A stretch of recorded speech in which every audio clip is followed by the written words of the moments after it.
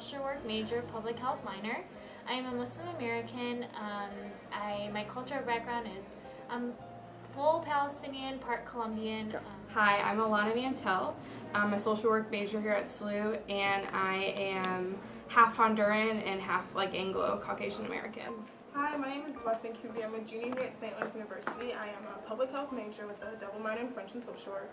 I am of Nigerian background, and I am a Christian, mainly Pentecostal. So I think stereotype is something that definitely originates from ignorance and misunderstanding, and it's something that, like I mentioned earlier, is that something that we all have, and it's shaped from society. It's shaped from the media, from the internet, from the news channels that we watch and listen to each and every day. A stereotype is something that you use to generalize a whole population, to point fingers at a certain race, at a certain religion, at a certain group of people. My personal definition of a stereotype is just general ideas that we have about entire groups of people that are usually negative. For me, a stereotype is someone who I would say hasn't had the opportunity or enough knowledge to know something about a specific race or culture, but based on assumptions, they kind of get that mindset of what a specific person or a specific culture is based on maybe family background, what they've seen in the media, what their family, their personal family biases are. So yeah. I definitely think stereotyping is an issue not only on SLU's campus, but just in society as a general whole. Stereotyping is something that I believe many of us do, consciously and self-consciously. It's something that we all do need to work on, and I think it takes time, and I just feel that this issue is something that it's going to take time to overcome, and as a community we just have to work on overcoming the different stereotypes that lie within social media and our society today. Yes, I definitely feel like stereotyping is not a SLU campus problem, but it's a human problem. But I feel like especially in the SLU bubble and just the overwhelming majority we have, we have huge issues with stereotypes. I definitely believe that.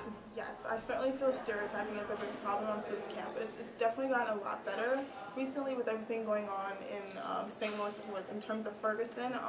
There's definitely been a lot more conversation in terms of race and identity and gender and stuff like that. So it's definitely being talked about a lot more as opposed to when I was here as a freshman. There was definitely stereotyping, but it wasn't really discussed about as much as it is today. The biggest stereotype I would have to say that is affiliated with my culture / religion, being Muslim and being of Middle Eastern descent, is that all Muslims are terrorists, or all people from the Middle East affiliate with a terrorist organization. It is a stereotype that has increased in the past few years, and ever since 9/11 we have been targeted as Muslims in the community as these scary individuals, these terroristic individuals, which is so not true, and something that I feel like I'm struggling each and every day to overcome and show people that this stereotype is not true, that we cannot overgeneralize the whole population for just an incident that some extremists do and identify as Muslims. Another stereotype that I personally believe is towards Muslim women, and that is a stereotype that all Muslim women who wear hijab are oppressed. And I believe that that stereotype is also from media and just different individuals who don't really know the true meaning of why Muslim women wear hijab and just like to point fingers and say that we are oppressed and that the religion of Islam oppresses us. So I'm what we call white passing. So I appear to be a white American, but am very strongly tied to my Latina identity as a Honduran American also. So I think people generally will say things around me that they would not say around me if they knew. I'm also a first generation immigrant. After my mom was the first one to come here, and I have undocumented family also in the United States. So a lot of times people will just be oh, well, these Mexicans over here, or just make really brash comments around me, which is really painful. And I have the luxury of being a white passing person that no one really stereotypes me and connects me with those negative things. But in my own family, my mom still has a very thick accent and when she speaks English from even though she's been here for 20 years. So people have said really offensive things to her My brother is significantly darker than I am, so they've had to have the talk like about like what do you do around police, like what do you do when your best friend's parents say they hate Mexicans, or like all this stuff. So a lot of secondhand, but still like feeling that kind of like pain that comes with it. One thing that I've really heard, or at least seen physically here at St. Louis University, is the idea of Western help being kind of like the savior when they go to places like Africa, which is a developing country, you know?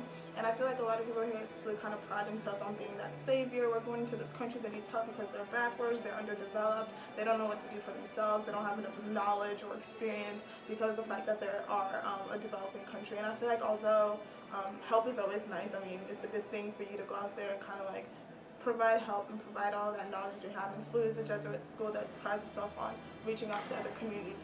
But in order to provide the best amount of sustainable help, you need to understand that these people are smart. I mean, they've been here long enough, they've been able to help themselves, and they have a lot of experience, and they have a lot of gifts and stuff that you guys could really use to like work together and create help, instead of going in with this ideology that you are the answer, that you are the thing that's going to be able to keep them standing and rooted. Because most of the time when people go in with this mentality, they're able to help while they're there, but then when they leave, all of that effort kind of breaks down because of the fact that they came in with the wrong premise. And then another thing that I've seen is the depiction that people have of Africans, just because of what is portrayed on the media when it comes to like funds for relief and stuff like that, because these children are malnourished and they have these big stomachs with the flies and things like that. So people think, oh, this is what all Africans look like. And actually in one of my classes, this guy came in and he was trying to like talk about helping the kids here in America, which is not a problem, you know, in terms of education, and he says, oh, well, it's better for us to help people in our backyard than people all the way in Africa. And I even think those kids look better than the kids in Africa because they're ugly. I was just like, what the hell are you talking about? And I mean, it was offensive to me because I am African. I was born there, raised there, my family, all my family's there, you know, so it's just really offensive, and it wasn't a good way for you to kind of like reach out to people to help.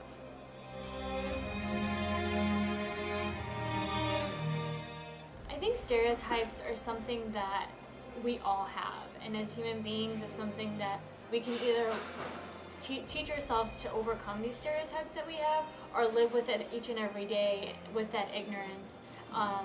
With me, I believe that I can't really say that I really generalize the whole population just because I'm a part of a minority group and I try not to do it to other minority groups, so that's just my self-conscious awareness. But I know that I do it. The media shapes our minds to believe certain things. So when an African American male commits a crime, you know, the first thing that's shown is that he's wearing a hoodie, that he has this angry face, that he's a horrible, mad person. And so as an individual, you go out into society, you see that same figure, and you kind of put that image onto them, that they're going to do something bad, they're going to harm you, they're going to rob something. So you already have that image of an African American male due to what society has shown you. For instance, Asians are always portrayed as being smart or having the straight A's through movies, through anything. So immediate assumption is that all Asians are smart. And I think those are just underlying stereotypes that we really don't think they're stereotypes, but it's something that we all do each and every day. Seeing a Hispanic, are they illegal? Are they a resident of the United States? It's something that we all do. I've probably throughout my life thought about stereotypes for like every single culture that was not my own.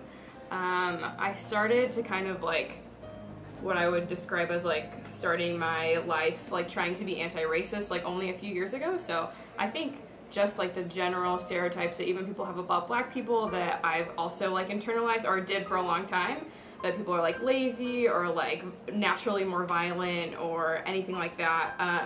I recently have started to kind of like unpack this stereotype that I hold that when I see like large groups of Asians who could be Asian Americans, that I will assume that they're international students, which is definitely like internalized like ignorance about like who people are and like when they've came here and stuff like that. So I'm also trying to like peel back at that every time it happens. So they're bad stereotypes. I mean, it's things that we've learned. Definitely one of my stereotypes for Asians is like, you know, everyone believes like, oh, Asians are really smart and, you know, they're really rich and all this stuff, and, you know. And then, I mean, for black people, it's been really, I feel like it's kind of like the impact that westernization has had on our country and the way that we were kind of like colonized. But there's a lot of mentality within a lot of older Africans that has kind of like bled on to the younger community about African Americans being kind of like the stereotypical ideas that also American people have of African Americans, is that they're lazy and that they're ignorant and that they don't want to do anything for themselves. They kind of like betray each other, or they're fighting with one another, and that's definitely something that I kind of grew up with, being that my parents had the same ideologies and the same viewpoints for African Americans, and actually a lot of my cousins have that. I mean, it's crazy when you get to school and your cousins tell you to stay away from these people, stay away from black people, and be friends with more white people because they'll help you and this and this and that. And it's funny because, I mean, white people have their own viewpoints of you, and it's like, who am I, you know? I can't be friends with the black people, but I want to be friends with the white people, but they don't want to be friends with me because I'm black, you know? It's like, it's really stupid. But, and then I mean with white people, I mean, stereotypical white people are the best. We should be more like them. We should hang out with them if we want good grades and if we want to look good and we want to look presentable. Have more white friends and you'll be okay. Get out of your comfort zone and be willing to learn and understand. The biggest thing is going out and asking someone who is different than you questions. And I think the biggest thing that we can do to overcome stereotypes is sitting down one-on-one, and not just sitting down and listening to the other person, waiting for an argument to happen, is actually telling yourself to listen and understand. And I think that's the biggest thing, is educating yourself, because that's the best way to get rid of ignorance. I think it would be kind of like a multi-part thing. So know your own story. So know the story of your people, whether that's like ethnic identity, religious identity. Get to know the stories of others. So educating yourself about other people and realizing your place in that. So whether that's like a place of power and privilege or oppression, in all of our like multifaceted aspects of our identity, figuring out where those are so you can like purge yourself of like the internalized crap and stereotypes that we all carry.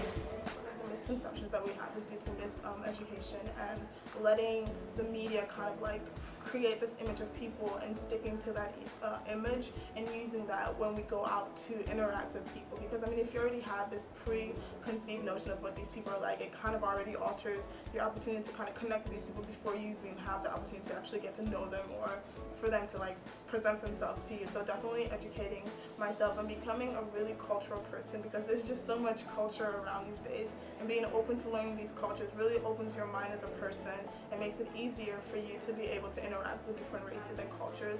And another thing is just really being 100% and opening myself up and allowing each and every person to come to me as they are and being ready to accept them as they are, because I mean, I'm not perfect myself, and I know there's definitely things that people think about me, and just for them to have the opportunity to open up and let me into their lives and know me as me, regardless of like my sex, my gender, my sexual identity, my nationality, just as blessing, is definitely something that I feel like it would really advance a lot of problems that we have here in America, in Africa, and all over the world in terms of stereotyping.